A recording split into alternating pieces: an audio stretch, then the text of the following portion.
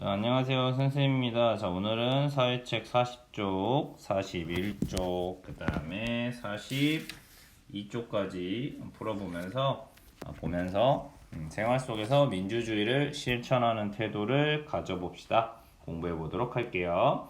자, 먼저 봅시다. 소영이네 반에서는 자리 바꾸는 문제 때문에 갈등이 생겼다. 그치. 자, 우리 이렇게 갈등을 해결해 가는 거, 그치. 문제가 생기고 갈등을 해결해 가는 과정, 이걸 우리가 전 시간에 뭐라고 한다고 배웠더라? 그렇지. 이런 것들을 정치라고 한다고 했지. 자, 그럼 이런 갈등이 생기는 이 정치를 바로 민주주의적으로 해결하는 것이 굉장히 중요하다. 이렇게 우리가 지난 시간에 공부했었잖아요. 그쵸? 인간의 존엄성이 중요하며 인간의 자유 그리고 평등 이런 것들이 중요하다라고 배웠잖아요. 그러니까 이런 것들을 어떻게 실천하는 것이냐 이것에 대해서 한번 생각해 볼게요. 여러분 반에서도 아마 학급 자리를 정하고 있을 거예요. 여러분 반은 자리를 어떻게 정하고 있나요? 3월에 첫날에 왔을 때는 선생님이 아마 번호대로 자리를 정해 주셨을 것 같고요. 그쵸? 이제 4월이 되면 여러분 한 달에 한 번 정도 자리 바꾸잖아요. 그쵸? 그때 이제 어떻게 정하고 있는지 라는 것이죠. 여러분은 학급 자리 배정 규칙 어떻게 하고 싶어요? 내가 앉고 싶은 자리 앉고 싶어요? 아마 그런 의견이 가장 많을 거야. 근데 선생님들은 가만 보면은 아직 자기가 앉고 싶은 자리에 못 앉게 하는 경우가 많죠. 그 이유는 뭐냐면 여러분이 앉고 싶은 자리 아무나 앉으세요 이러면 친한 친구들하고 당연히 앉고 싶죠. 그거는 뭐 누구나 그런 마음인 건 나도 알아. 근데 그렇게 친한 친구들끼리 앉으면 뭐 두 명, 세 명, 네 명 이렇게 앉을 수 있지만 어떤 친구는 혼자가 될지도 모르는 거야. 나머지 친구들은 자기가 좋아하는 친구랑 앉아서 기분이 좋은 날일 수 있지만 그 한 명의 친구한테는 그 자리 바꾸는 날이 얼마나 힘든 날이 될 수 있겠어요. 그죠? 그런 이유 때문에 보통 자리 뽑기를 여러분이 앉고 싶은 데를 선생님들이 앉지 못하게 하는 그런 경우들이 있는 겁니다. 그러니까 여러분들이 그런 부분은 좀 같이 이해해 봤으면 좋겠어요. 좋아요. 자, 이렇게 소영이네 말에서 학급자리 배정하는 문제 어떻게 해결하는지 한번 보면서 생각해 봅시다. 자, 여기 보시면 친구들이 여러 명 있는데요. 자, 아침에 일찍 오는 순서대로 하면 어떨까? 이 친구 의견 내고 있죠. 그 다음 여자는 여자끼리 남자는 남자끼리 앉고 싶어. 그 다음 키 순서대로 앉으면 좋을 것 같아. 시력이 좋지 않아서 나는 앞에 앉고 싶어. 제비 뽑기를 해서 자리를 정하면 재미있을 것 같아. 자, 이렇게 바로 다양한 의견들이 나왔잖아요. 그쵸? 당연히 우리 사회에서는 이렇게 바로 다양한 의견들이 나올 수가 있어요. 무슨 말인지 알겠죠? 바로 이런 것들이 민주주의에서도 굉장히 중요한 거라고 선생님은 생각하거든요. 이렇게 아주 다양한 의견이 나온다. 그러니까 우리 민주주의 사회에서 또 중요한 가치 중에 하나가 바로 이런 다양성이에요. 다 똑같으면 어떻게 보면 또 재미가 없기도 하고 또 다양하지 않으면 뭔가 그 문제에 대해서 더 고민하지 않게 될 거 아니에요. 다양한 의견이 나와야 또 새로운 의견, 이런 부분도 생각해 보면 좋겠네. 그렇게 하면서 우리 사회가 더 발전해 가는 것이 아닐까라는 생각을 하거든요. 그렇기 때문에 다양한 의견들은 굉장히 중요하다. 어떤 친구들은 뭐 학급회의에서 의견 내보세요 하면 막 친구가 다양한 의견을 내면 쟤 때문에 막 더 길어져. 왜 말하는 거야? 그냥 빨리 끝내고 집에 가자. 뭐 이렇게 생각하는 친구들도 있는데 그런 것은 우리가 지금 배우고 있는 이 민주주의에 좀 바람직하지 않은 것이 아닐까 이런 생각이 들어요. 자, 이렇게 다양한 의견들을 보면서 자, 여기 학급 공동의 문제를 해결하는 과정에서 우리는 과연 어떤 태도들을 지녀야 할지 이런 것들에 대해서 한번 생각해 보면 좋을 것 같아요. 알겠죠? 자, 그러면 우리 지난 시간에 배웠던 민주주의 한 번만 복습해 보고 갈까요? 자, 우리 민주주의에 대한 정신. 맞아요. 이 앞에 책에서 있었던 민주주의의 기본 정신 세 가지 한 번만 복습해 보자. 첫 번째가 뭐였더라? 인간은 존엄하다. 그치? 인간의 존엄성이죠. 모든 인간은 태어나면서부터 행복할 권리가 있고 가치를 가지고 있다. 알겠죠? 이게 인간의 존엄성입니다. 두 번째는 누구나 자신이 하고 싶은 걸 할 수 있는 바로 이 자유. 내가 하고 싶은 걸 말할 수도 있고 가고 싶을 수도 있고 이런 자유가 있다. 세 번째는 모든 인간은 바로 평등해야 된다. 이런 가치들을 실현하는 것이 중요하다라는 것이죠. 자, 마찬가지로 이 문제도 어떻게 해결하는지를 보면서 또 우리가 가진 태도 이런 것들에 대해서 조금 더 생각해 보도록 합시다. 자, 그러면 회의하면서 자리를 어떻게 정하면 좋을지 의논하기로 했다. 그래서 지금 학급 회의를 하고 있네요. 그렇죠? 민주주의적으로 서로의 의견을 들어보기 위해서 한번 봅시다. 아침에 일찍 오는 순서로 자리를 정하면 좋겠습니다. 라고 했어요. 그쵸? 아침에 일찍 오는 순서. 됐죠. 그러면 집에서부터 학교까지의 거리가 친구들마다 다르므로 아침에 일찍 오는 순서로 자리를 정하는 것은 불공평합니다. 그치? 자, 이 의견에 대해서 이렇게 근거를 들어서 바로 불공평한 점에 대해서 이야기하고 있죠. 자, 두 번째 친구가 이야기하는 것, 이렇게 의견을 바로 뭐 할 수 있어야 된다? 비판적으로 생각할 수 있으면 더 좋다. 맞아요? 이게 바로 이 뒤에 나오는 민주주의에서 민주주의를 실천하는 태도 중에 또 중요한 바로 이 비판적인 태도입니다. 알겠죠? 문제점이 있지 않을까? 서로 싸우는 게 아니죠, 이거는. 그렇죠? 뭔가 더 좋은 해결 방안을 찾아보기 위해서 서로 이야기하는 거잖아요. 키가 큰 친구가 앞에 앉으면 뒤에 있는 사람은 칠판의 글씨가 잘 보이지 않습니다. 그렇지? 키 큰 친구가 앞에 앉으면 키가 작은 친구는 글씨가 잘 보이지 않을 수 있겠네요. 맞아요. 이렇게 이야기를 하는 거죠. 마찬가지로 비판적인 태도, 사고 또는 뭐 태도라고 할 수 있겠죠. 이런 것들을 보여주고 있어요. 그럼 키 순서로 자리를 정하면 좋겠습니다. 라는 의견을 냈어요. 자, 그럼 키 순서로 앉는 거는 또 정당할 것이냐? 라는 거죠. 또 키 큰 친구들은 또 이런 의견을 낼 거야. 키가 크다고 항상 뒷자리에 앉는 것도 문제가 있다. 그렇지? 억울하잖아. 내가 키가 크다고 내가 키가 크고 싶어서 큰 건 아닌데. 나도 앞에 앉아서 좀 더 선생님하고 가깝게 앉고 싶기도 하고, 그치? 그럴 수 있으니까 맨날 뒷자리에 앉는 것은 문제가 있다. 마찬가지로 비판적인 태도를 보이고 있죠. 또 시력이 좋지 않은 학생이 키가 클 수도 있다. 그치? 또 추가적으로 키가 크다고 해서 무조건 눈이 좋은 건 아니다. 이런 의견을 내고 있네요. 그 다음 키가 큰 친구도 앞에 앉을 수 있도록 책상을 한번 배치를 바꿔보면 어떨까요? 이런 의견들을 내고 있어요. 키 순서로 자리를 정하고 그치? 그 다음 모둠을 만들어 일주일에 한 번씩 자리를 바꿔가며 앉으면 어떨까요? 이렇게 바로 의견들을 내어주고 있어요. 그쵸? 좋습니다. 이렇게 하면서 이제 의견을 모아보고 있네요. 소영이네 반에서는 키 순서로 자리를 정하고 그래서 결국 하나로 정했다는 거지.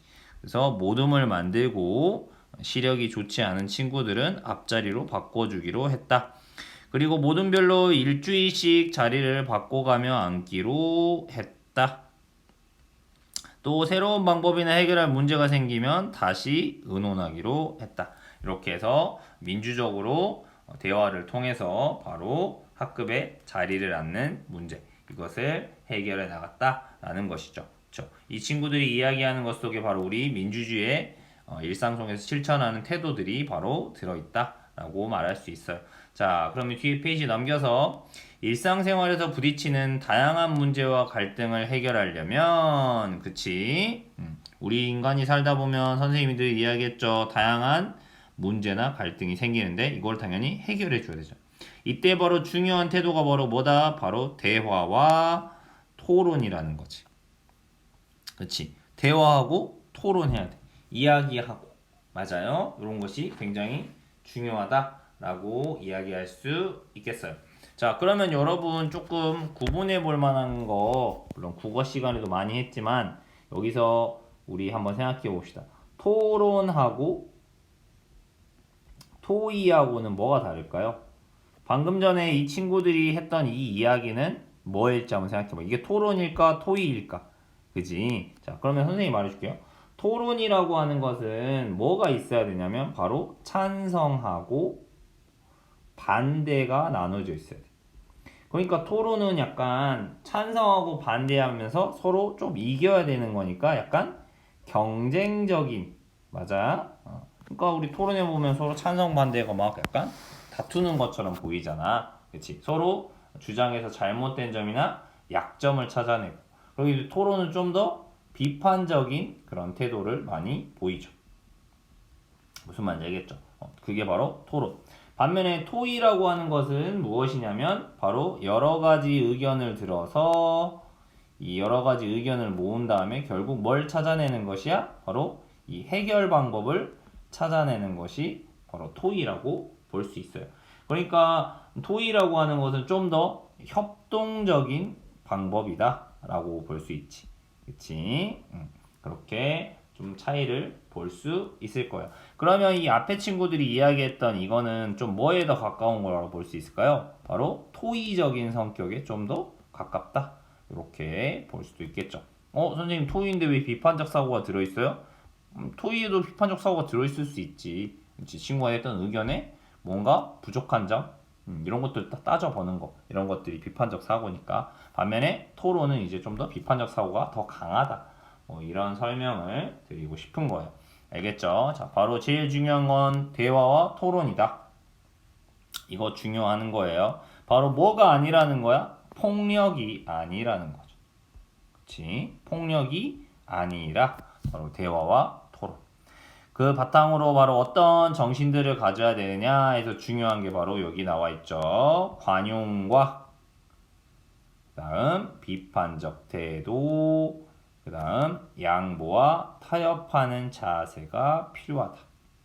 무슨 말인지 알겠지? 그 다음 함께 결정한 일은 뭐 해야 된다? 따르고 실천해야 된다 라는 것이에요. 자 그러면 이게 바로 어떤 실천하는 태도들인지 구체적으로 하나씩 봐볼게요. 첫 번째는 관용이라고 하는 겁니다. 관용은 말 그대로 다른 사람들을 인정하고 포용하는 나와 의견이 다르더라도 그 사람을 인정하는 거야. 아, 저렇게 생각할 수도 있구나. 너 무조건 틀렸어. 이게 아니라 우리는 서로 뭐하다? 다르다는 거. 우리가 흔히 이런 이야기 하거든요. 너 틀렸다. 민주주의의 정신. 너 틀려. 이거는 아니라는 거지. 그냥 서로 뭐하다? 다르다. 이렇게 서로 인정하는 태도. 이게 바로 관용이라는 것이다. 라는 것이에요. 무슨 말인지 알겠죠? 관용은 그러니까 자기 의견이 다른 사람도 너그럽게 받아들이고 또는 생김새, 남자든 여자든 성별 또는 가치관, 뭘 중요하게 생각하는지, 그다음 종교, 교회를 다니건 절을 다니건 성당을 다니건 나와 다른 종교를 믿어도 관용의 정신을 갖는 거지. 그치? 각기 다른 사람들이 모여서 국가를 이루고 있으니까 이 개인의 특성을 이해하고 존중하는 이런 태도 굉장히 중요하겠죠. 맞아요. 좋습니다. 그 다음 두 번째로는 이제 비판적인 태도가 되겠습니다. 됐죠? 바로 비판적 태도. 비판적 태도는 말 그대로 사실이나 의견이 옳고 그름을 따지고 살펴보는 태도다. 자, 그러니까 그것이 옳으냐 그르냐를 잘 따져봐야 되겠죠. 맞아요. 이 비판적인 태도가 굉장히 중요한 거라고 선생님은 생각해요. 이 비판적인 태도를 가지려면 여러분이 많이 생각해야 되고, 그치?